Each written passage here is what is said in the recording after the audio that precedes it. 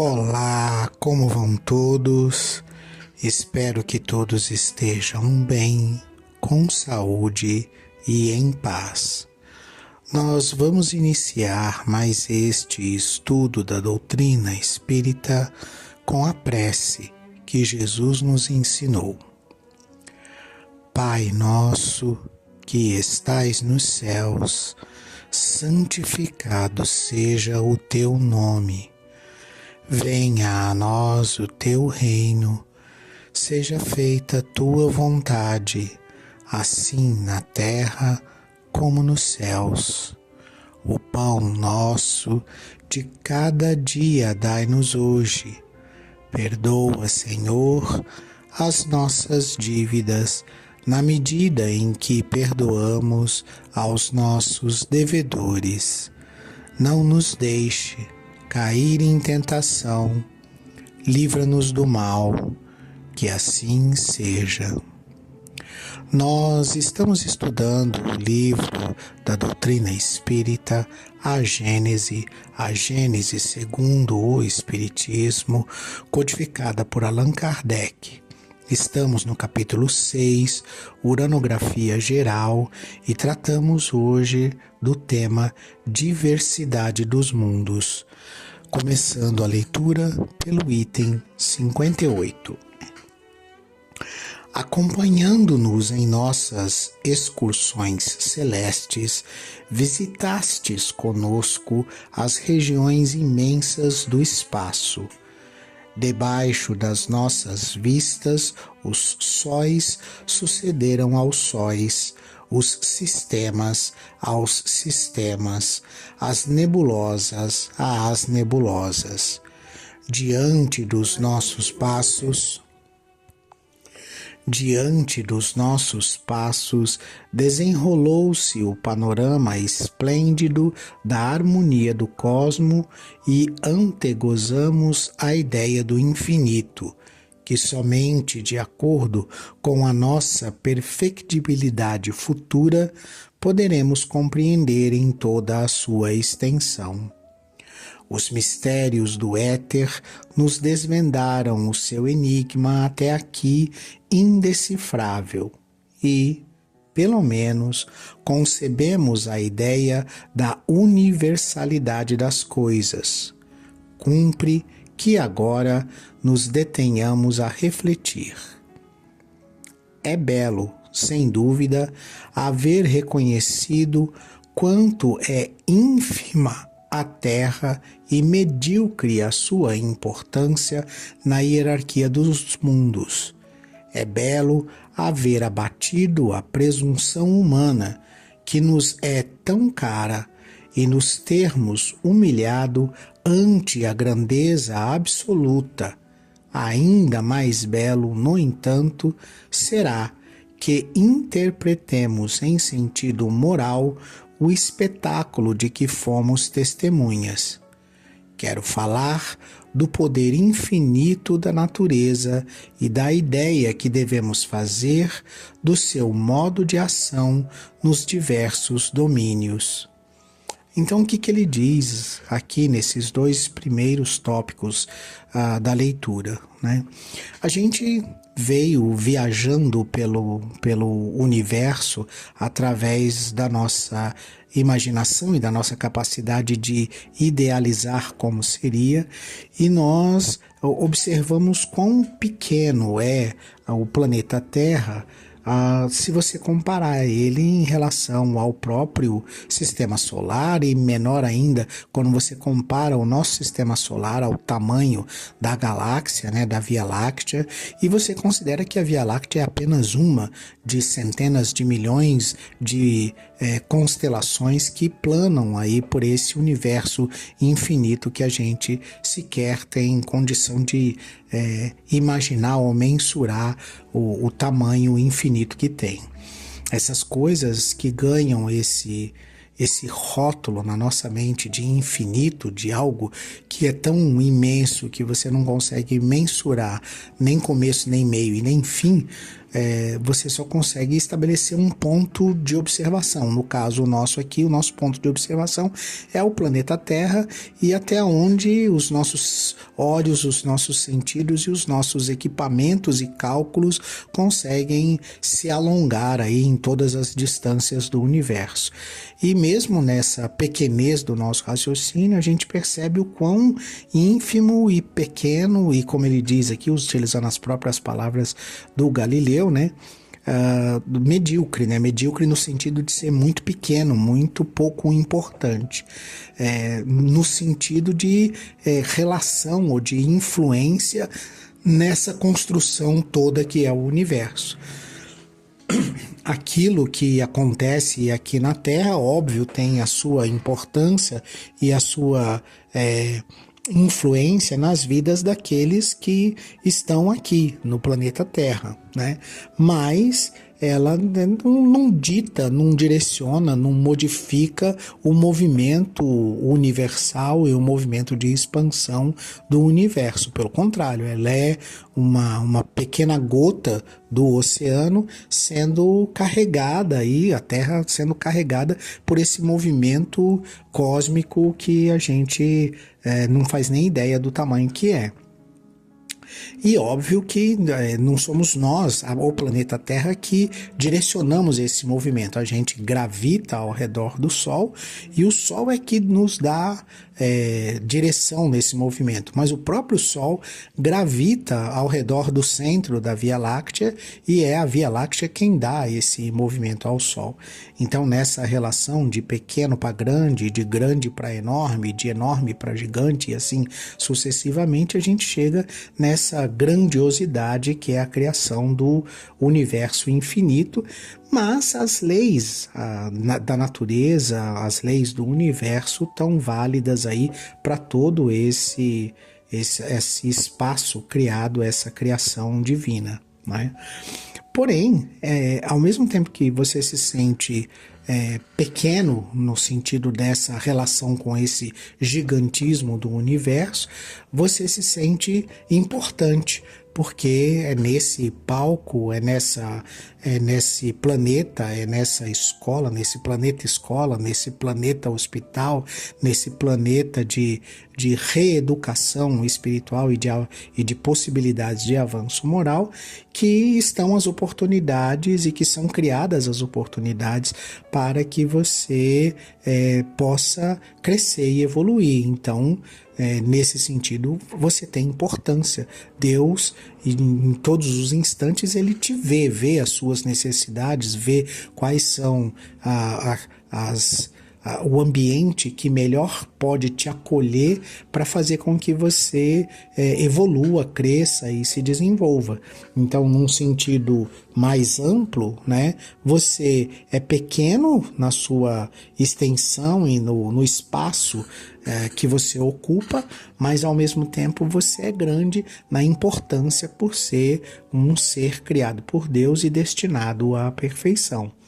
Então, é nisso que a ideia é bela, é nisso que a ideia é importante, e é esse sentido moral desse espetáculo grandioso que a gente precisa interpretar do jeito correto, né? Então, nós somos medíocres e pequenos, mas não somos irrelevantes.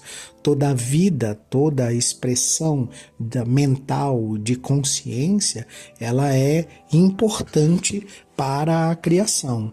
Então, a gente precisa ter aí esse sentido moral, né, de como nós somos pequenos por um lado, mas importantes e decisivos por outro.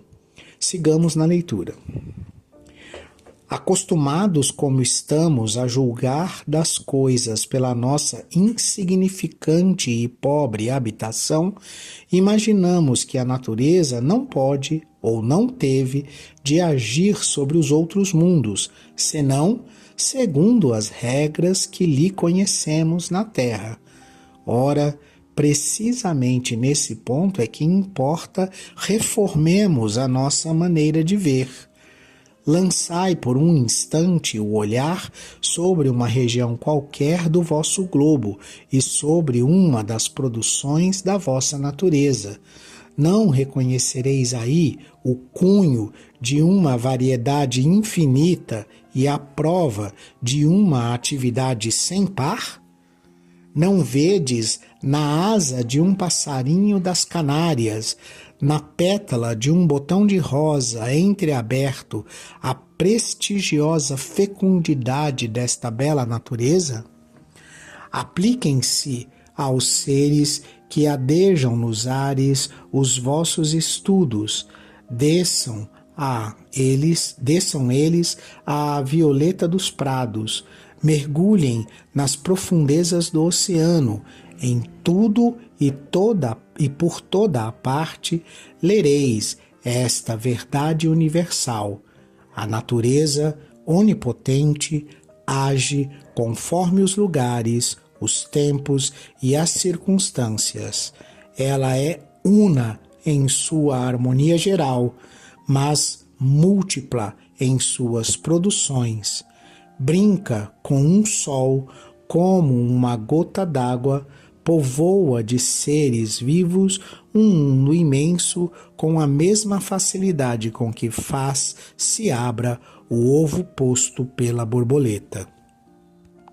Então, o que ele quer nos mostrar aqui, né?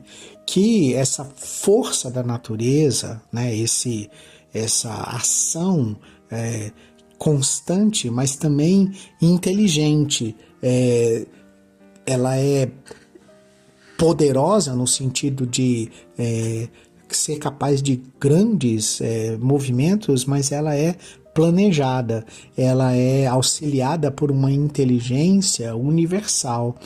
Ela tem uma direção e uma capacidade de construção que está presente em todos os movimentos, como ele coloca aqui, né? Seja na asa do passarinho ou na pétala do botão da rosa, né? Ali, na cada construção dessa, respeita uma regra da natureza que é universal. Então, seja num mamífero, seja num verme, seja num animal de grande porte, como uma baleia ou um elefante, ou seja num animal de pequeno porte, como, sei lá, um vírus ou uma bactéria, a força da natureza está apresentada em todos esses pequenos e grandes personagens da criação.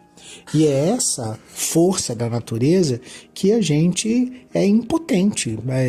A gente pode fazer o que a gente quiser em matéria de prevenção ou de capacidade de raciocínio, mas a gente nunca está preparado para um terremoto, para um maremoto, para um furacão, para um ciclone.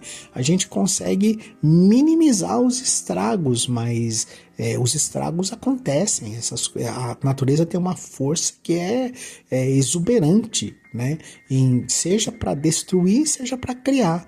Quantas vezes a gente olha para aquele charco, para aquele lodo, para aquele lugar onde a gente pensa, daqui não sai vida, e desse lugar sai lá um lírio, uma flor linda, uma vitória régia que ressurge das cinzas, né? Uma flor de lótus que nasce de onde não existia nada. Então, a natureza, ela é potente demais. Quantas vezes aí o ser humano não é nem poda, ele mutila completamente uma árvore na esperança de que os galhos não vão mais impedir as construções humanas, as edificações humanas, e a árvore parece renascer do absoluto nada e começa a se reconstruir, a reaparecer em novos galhos e em novas ramagens. Então essa força da natureza, ela está presente em todos as aplicações, em todos os sentidos, né? E lá, não sei se você já tentou, né? Mas assim, a casca do ovo tem uma resistência e uma fragilidade que é impressionante. Ela resiste do ponto de vista mecânico a algumas situações e ao mesmo tempo é tão frágil em outras. Então essa sutileza da natureza, ela é uma perfeição que a gente não tem condição ainda de entender. Continuemos na leitura.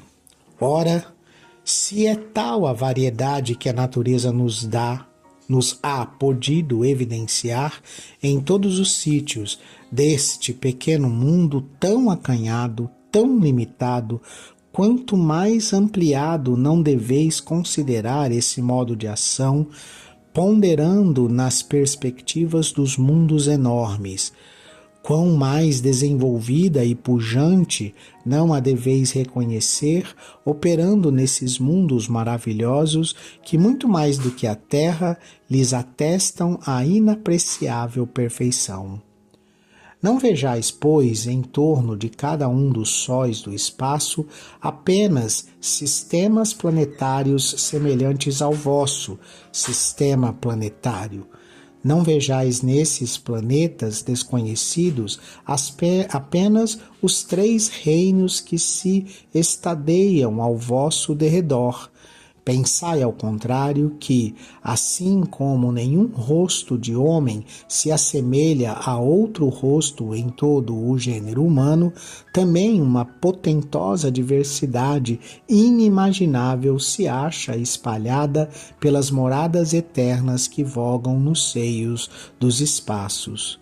Do fato de que a vossa natureza animada começa no zoófito para terminar no homem, de que a atmosfera alimenta a vida terrestre, de que o elemento líquido a renova incessantemente, de que as vossas estações fazem se sucedam nessa vida os fenômenos que as distinguem, não concluais que os milhões e milhões de terras que rolam pela amplidão sejam semelhantes a que habitais.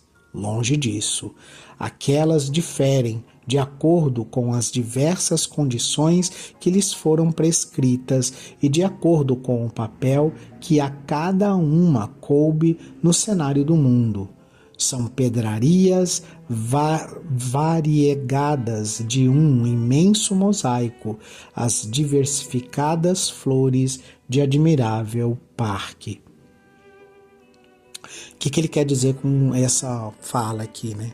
Ele demonstra que, da mesma maneira que a nossa natureza aqui nesse pequenino mundo que a gente vive, que é o planeta Terra, ela é tão diversa, ela tem seres tão diversos e adaptados a ambientes tão diferenciados, como por exemplo as profundezas do oceano, aonde a luz solar sequer consegue chegar, nós temos lá formas de vidas adaptadas a essa condição, e a natureza provê essas formas de vida.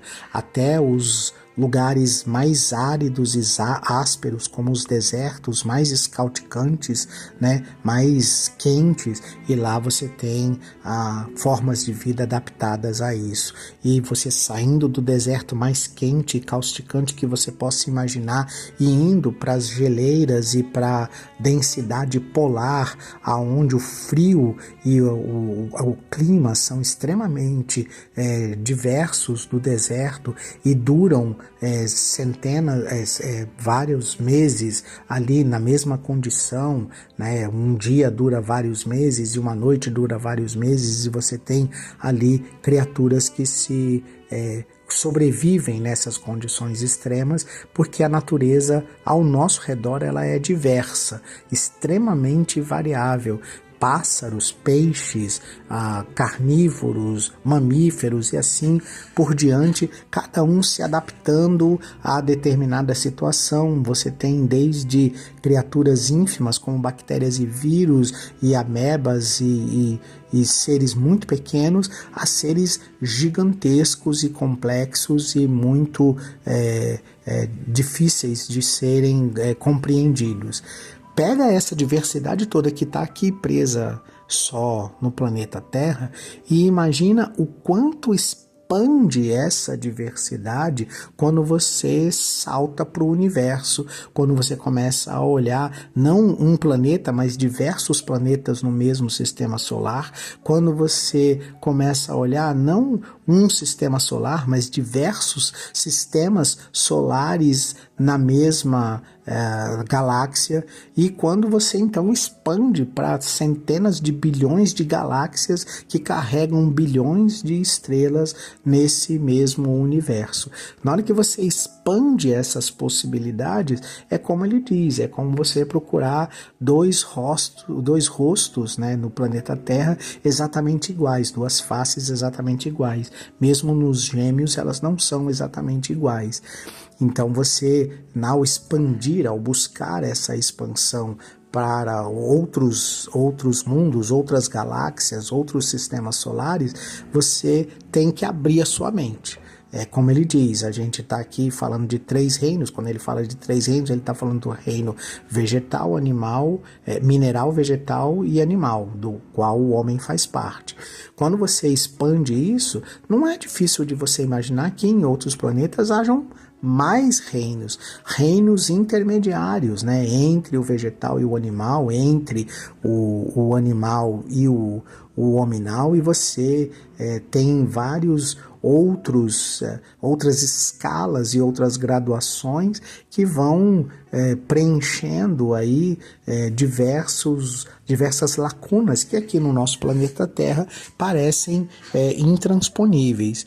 Então a gente precisa abrir a mente para essa possibilidade de variações, né?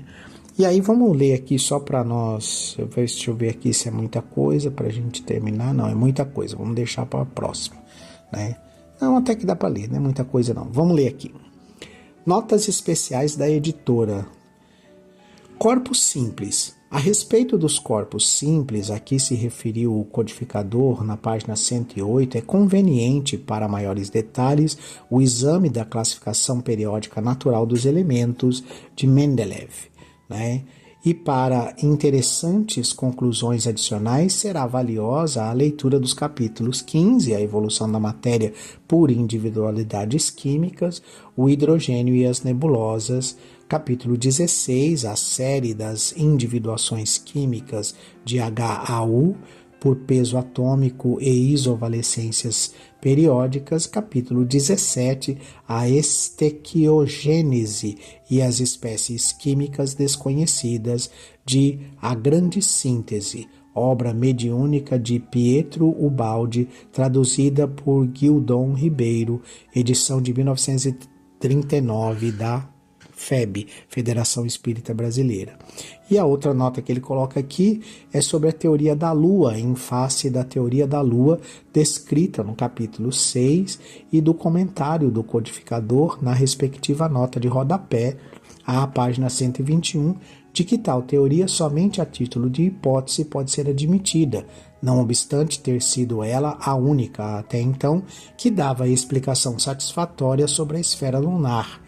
Oferecemos ao leitor conclusões de cientistas modernos nas obras adiante indicadas, visando a facilitar-lhe a apreensão rápida e sintética do assunto. E aí ele cita diversas obras, A Terra, os Planetas e as Estrelas, do Edgeworth, editora Verbo, e cita aqui um ponto interessante acerca da Lua, com o qual todos estamos familiarizados, é que ela volta sempre a mesma face para a Terra.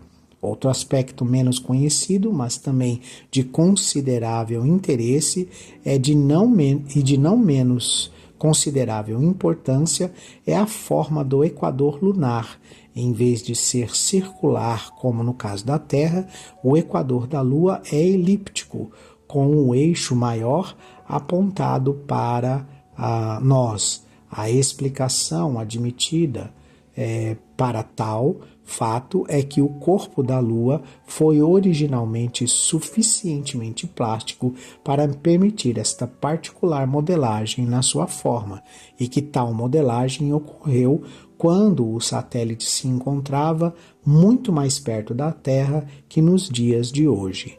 A forma atual corresponderia a um dia lunar muito mais curto, equivalente a 3 meios dias dos nossos, e supõe-se que a onda de maré arrefecida quase subitamente, deu à Lua essa forma particular para todo o sempre. A rotação da Lua foi-se atrasando de tal modo que o dia lunar veio a coincidir com o mês lunar. Por isso, a Lua volta sempre a mesma face para a Terra.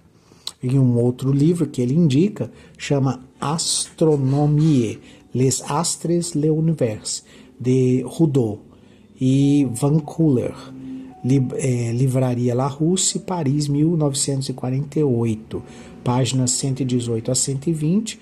Os autores examinam muitos detalhes e fornecem ilustrações e concluem identicamente ao que foi exposto acima, ao supraexposto.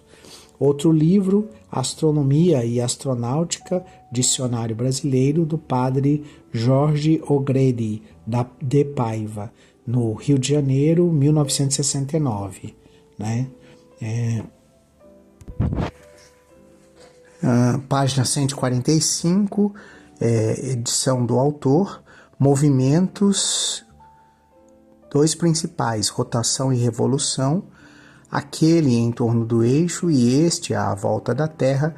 Características deste duplo movimento é fazer-se no mesmo período durante um mês, pelo que o dia e a noite lunares são quase de uma quinzena, e também o motivo de nos mostrar sempre a mesma face. Outro livro que ele indica sobre esse movimento lunar é Grande Enciclopédia Delta Larousse, volume 9, página 4106, Rio, 1971. A Lua é animada de um movimento de rotação em torno de si mesma, num eixo inclinado de 83 graus e 30 minutos sobre o plano da órbita. A duração da rotação é exatamente igual à duração da sua revolução em torno da Terra. Por isso, a Lua apresenta sempre a mesma face para a Terra.